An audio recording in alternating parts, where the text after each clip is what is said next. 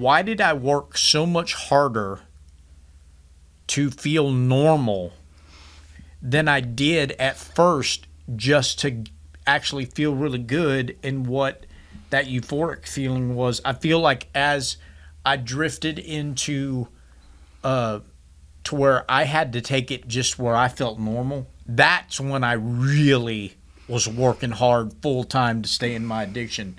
Because, and I know the answer, but how does dopamine and all that work when it comes to that? Why is it so, once you get past that party, whatever you want to call it, party, euphoria, and the whole reason you do it to numb these things, then you get to a point to where that doesn't work anymore. You're just trying to do it so you can get through your day. Well, I think on a basic level, dopamine is the main motivator of our behavior. It's essential to our survival. Dopamine is what motivates us to seek out food and eat food and drink water and procreate and do anything. I mean, the sensation of pleasure really is a survival skill. On a biological level, it drives us to do things that feel good, and they feel good because they're helpful to life. Yeah. Now, drugs are not helpful to life, but they hijack that system in a really profound way. And so it almost becomes like an instinctual drive to go and seek out this drug just so you can feel normal.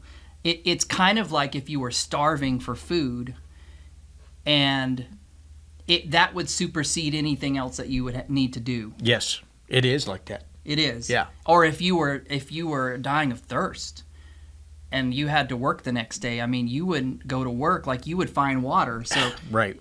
It starts to supersede your body is going to prioritize that over anything else. Yeah, I heard it that your brain wants to stay in balance.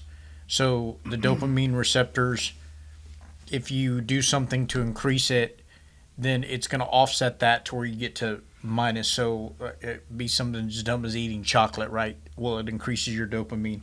Well, then your brain is going to decrease that for you to be back in balance. So then it makes you want another piece of chocolate. Okay, so but what I'm saying is you take drugs and it's 1,000% more. Then on the balance side, it's going to be way more to put, the hangover, the crash or whatever. And those can build up over time to where you're just trying to take something to offset the negative. Yes. Does that chemically it makes make perfect sense? I think that's exactly right.